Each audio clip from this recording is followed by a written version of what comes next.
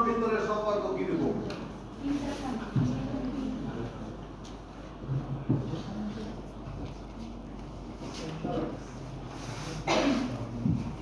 আচ্ছা,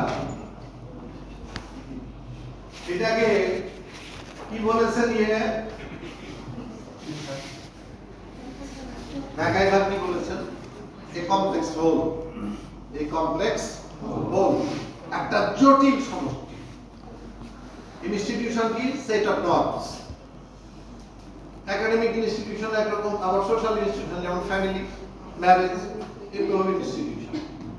তোমরা ফোর্থ ইয়ারে যে পড়বা সোশ্যাল প্রবলেম অ্যানালিসিসে, অতদিন তো আপনি থাকো না, ওটা মনে হয় আমি একসময় পড়ালাম, বললাম দিতে ফাংশনালিস্ট থিওরিস্ট যারা, তারা বলে মানে কারণবাদী তত্ত্বে যারা বিশ্বাস, অন্য আলতো ফালতো কথা শোনেন না।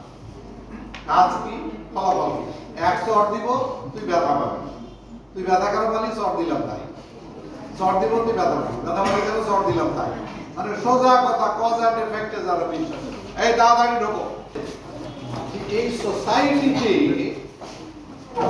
যখন এই খুব মন দিয়ে শোনো,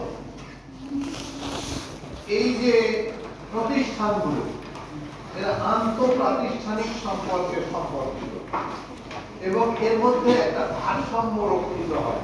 সেই ভারসাম্যটা খুব ডেলিকেট, খুব নাজুক। সেই ইকুইলিব্রিয়াম। আসো, এই তোমার খাতা কলম কই? স্যার আমি এক বন্ধুর রুমে ছিলাম, পেছন থেকে কারণ একটা সোসাইটির ভিতরে যে প্রতিষ্ঠানগুলো আছে তাদের মধ্যে একটা আন্তঃপ্রাতিষ্ঠানিক ভারসাম্য আছে।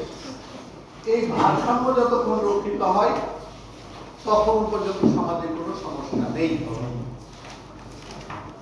আর যখনই ভারসাম্যহীনতা, আন্তঃপ্রাতিষ্ঠানিক সম্পর্কের ভারসাম্যহীনতা দেখা দেয় তখন সমাজের সমস্যা তৈরি হয়। এই সমস্যাটাকে ওনারা বলতে চান, ডিফাইন করতে চান সোশ্যাল প্রবলেম।